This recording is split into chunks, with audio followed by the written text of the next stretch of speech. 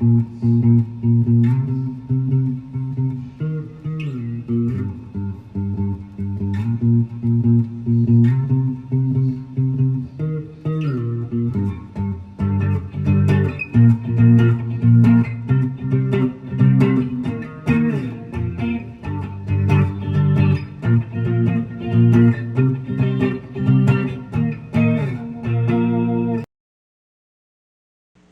back to another episode of Coast to Coast Sports, the only show for the fans, by the fans.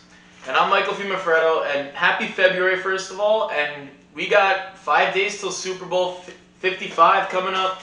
It's going to be a good week. We got a lot of talk about the Buccaneers, the Chiefs, everyone that's going on in Super Bowl 55 this upcoming week. But I was on the phone with my dad the other day, and he asked me, Mike, what are you going to do once football season's over? What are you going to talk about? You got to go start watching basketball or baseball, whatever you want to do. But I told him, Dad, the NFL season's just getting started. And we got a lot of off-season stuff to get through. We got a lot of draft stuff we can talk about. We got plenty of stuff to cover. And before we even finish the final game of the 2020 season, we were hit with the biggest blockbuster trade the NFL has seen in a few years. And the LA Rams, who I had them as my sleeper team, I said they could be Super Bowl contenders if they figured some other stuff out, added some depth, maybe added another superstar in the offseason. They went out and traded for 32-year-old quarterback Matt Stafford.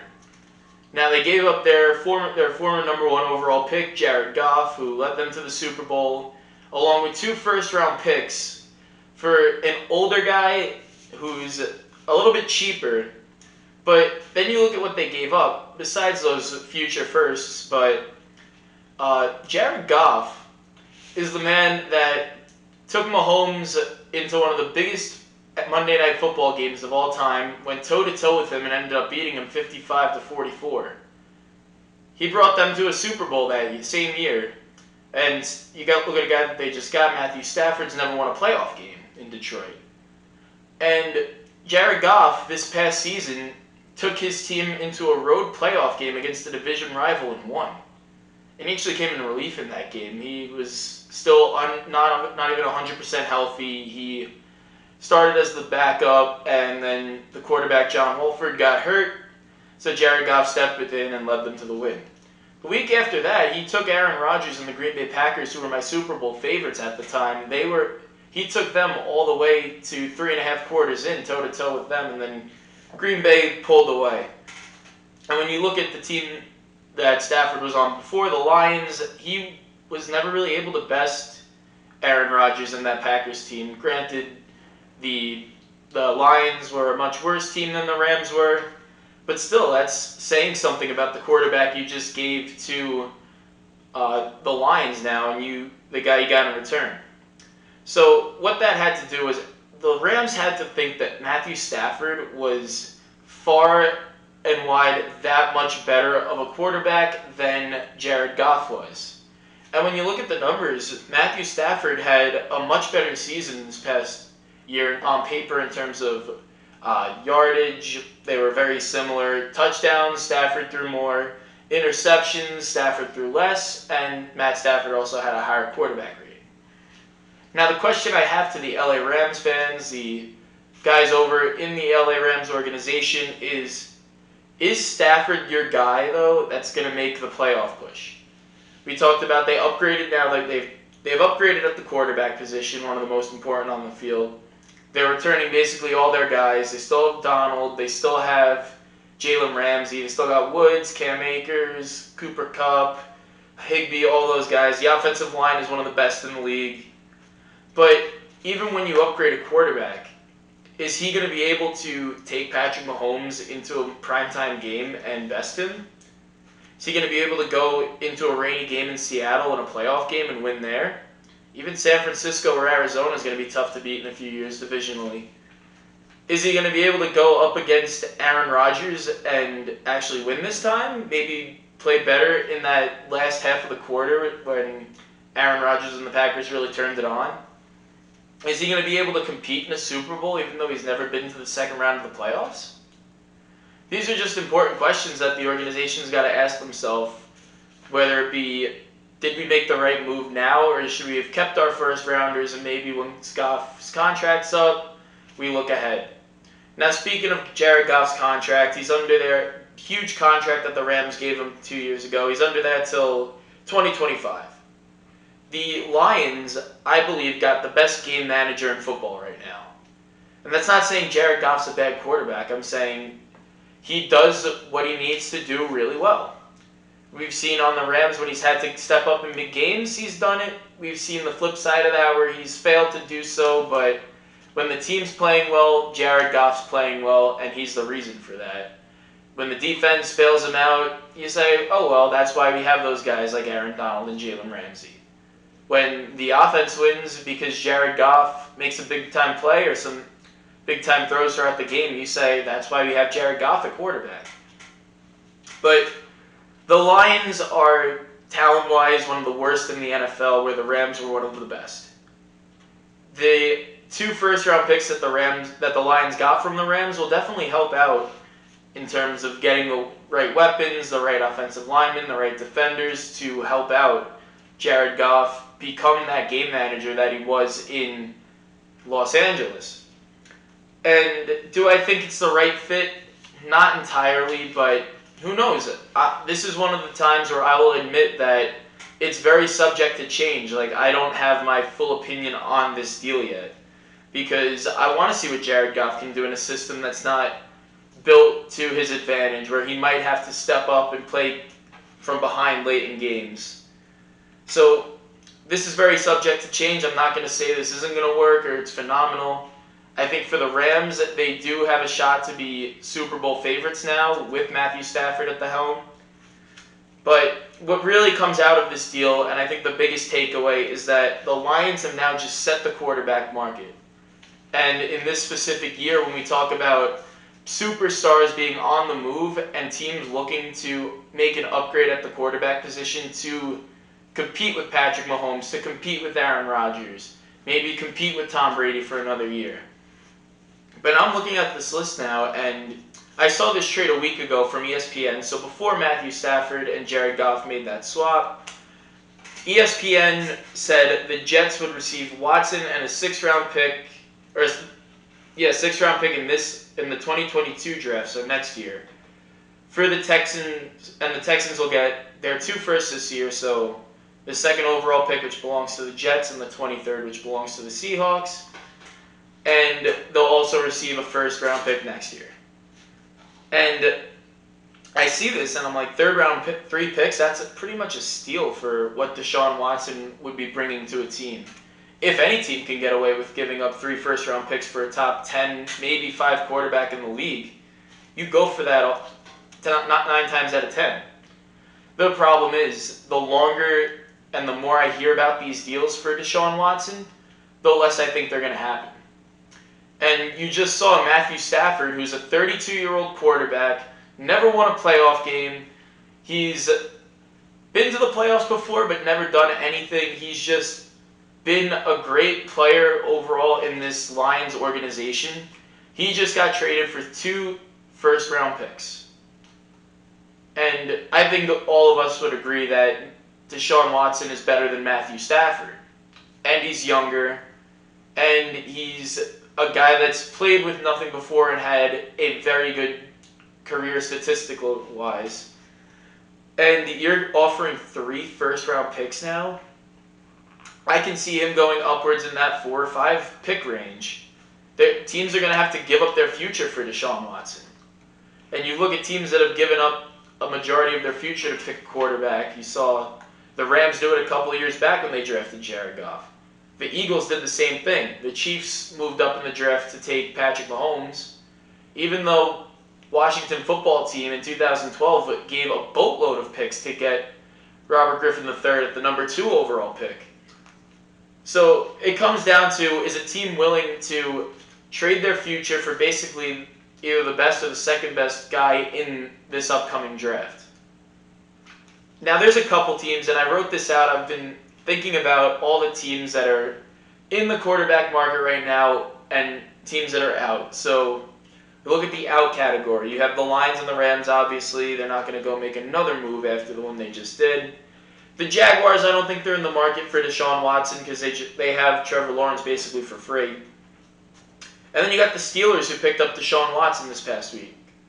And there's been so much more news that we haven't even talked about that one. I think he's just going to sit behind Big Ben for a few years, learn the ropes, maybe get himself straightened out, and then he'll take over once Ben retires.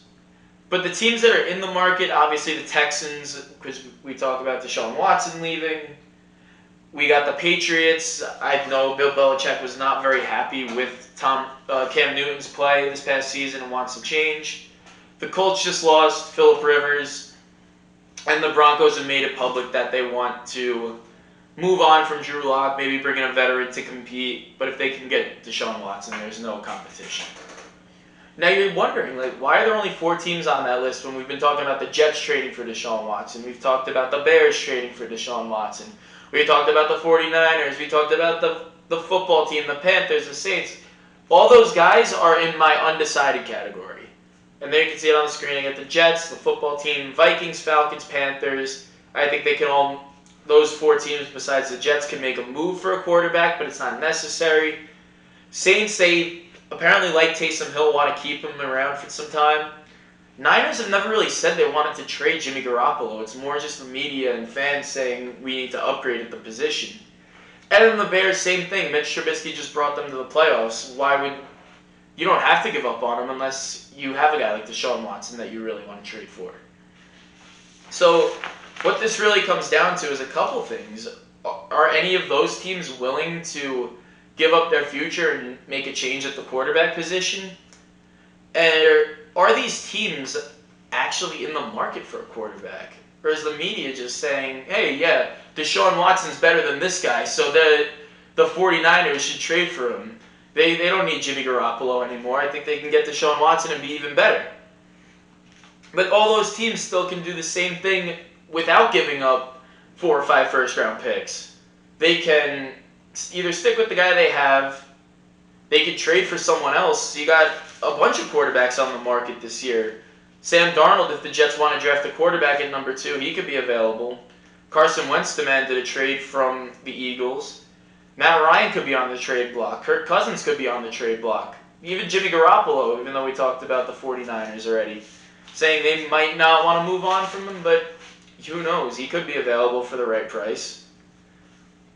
It's become a game of chess between the Houston Texans organization and everyone on the in list and the undecided list that I made. This thing could go all the way till the draft, and you would think when a guy like James Harden said he was available, we had a deal done in a month. And Deshaun Watson said he wanted to leave. It's been a month since then. I don't think that a deal gets done until maybe the draft, when teams really come down to it, and Deshaun Watson, who's super unhappy in Houston anyway, he comes out and says, look, trade me or I'm not playing this season. Or he's just going to walk away. Do pull a Le'Veon Bell hold out until they cut him. They need to make a deal soon. And I think teams like the Jets, like the Patriots, like the Colts, the Broncos, the Bears, the 49ers, they're all waiting for the Texans to say, look, we don't care what you offer. We just want to get rid of Deshaun Watson, get something back. It's got to be something worthy, like a couple first-round picks, but you don't have to back up the Brinks truck with picks for Deshaun Watson. And it comes down to how low will they go? Will they go to just 3 first-round picks, maybe 3 in a second, or add a couple other picks in there? Will they make it like 2 picks if it becomes that bad? Will they start offering teams Deshaun Watson and see which team bites on a deal? So that's basically where we are in the Deshaun Watson deal. I don't think the Jets are going to make the move right away. I think if it comes down to a scenario where they only have to give up 2 or 3 first-round picks, then maybe that's a deal you're going to take. But right now, 4 to 5 first-round picks for just a guy that's unhappy being where he is. He wants to just move on, maybe get a fresh start somewhere. We'll just have to wait and see. Now, the last thing I wanted to talk about today is the NFL awards ceremony is on Saturday. And at midseason, I did make my predictions on what these awards would be. So with a week to go before that, I wanted to go over who I think is going to win. So we'll start off with the Coach of the Year, and I'm going to have to give this one to Andy Reid, hands down.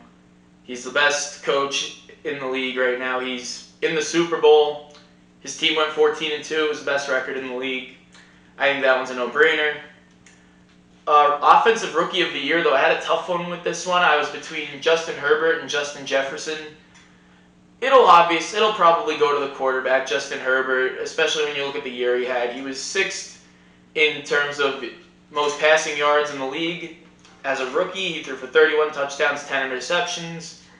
Although Justin Jefferson was phenomenal, it always comes down to the quarterback who wins the awards. As for Defensive Rookie of the Year, though, this is one I had a toss-up at midseason, but I think Chase Young really pulled away from Patrick Queen. I think Chase Young wins this award unanimously, however it's going to happen. And speaking of Washington football team players who are winning awards, I know, right? They barely made the playoffs, and here they are taking 2 of the awards. But Comeback Player of the Year, I said if Alex Smith even stepped on the field, the award should go to him after the gruesome injury 2 years ago. But then he led the football team to the playoffs. So how are you not going to give it to a guy who sat out 2 years now, rehabbed from a gruesome injury, came back, and led his team to the playoffs? No-brainer there as well. Defensive Player of the Year, I'm sticking with Myles Garrett. I think he just had the most phenomenal year. One of the league leaders in sacks, and he sat out a few games. So I think he's got that award locked up. Now, Offensive Player of the Year, this one usually goes to the same guy that wins the MVP, unless someone was just outstanding. And when I look at running backs that have won it in the past, in years where they haven't won MVP, DeMarco Murray was up there when he had a phenomenal season with the Cowboys. Todd Gurley a few years back when he led the Rams to the Super Bowl. Adrian Peterson almost broke the rushing yards record. He won MVP that year, but also took home Offensive Player of the Year. And I think when you look at guys that break 2,000 yards rushing, it's a complete milestone. And that's what Derrick Henry did. So I think Derrick Henry should be in consideration for the award. I don't know what the panel or committee is going to decide of whether or not they give it to the same guy who won MVP, but I would give it to Derrick Henry. He would have my vote for Offensive Player of the Year. And for MVP, I'm going to have to go with Aaron Rodgers. I had Russell Wilson early on in the year, but he kind of fell off. I think when you look at the numbers, Aaron Rodgers had one of the best years of any quarterback. I'm afraid this award somehow goes to Patrick Mahomes, but I don't think it will. I think Aaron Rodgers should lock it up. And here's my list from midseason. I made a couple spreadsheets for this episode. I don't know why. I was just in that kind of mood, but at midseason, you can see I had Mike Tomlin when the Steelers were undefeated winning. Herbert, Chase Young I'll give myself, Alex Smith, Myles Garrett. I had these all written down midseason, and obviously I talked about Wilson kind of falling off, but I had him for those awards. And Derrick Henry and Aaron Rodgers showed that they really deserve that award. But anyway, that's going to wrap it up for me today. I am excited for the Super Bowl. I think Friday's episode is going to be even better in terms of what we talk about. Might even try and get some guests on into the studio to give their opinions and some score predictions. But until then, I'll sign off. Once again, I'm Michael Fiumefreddo. You're watching Coast to Coast Sports, the only show for the fans, by the fans.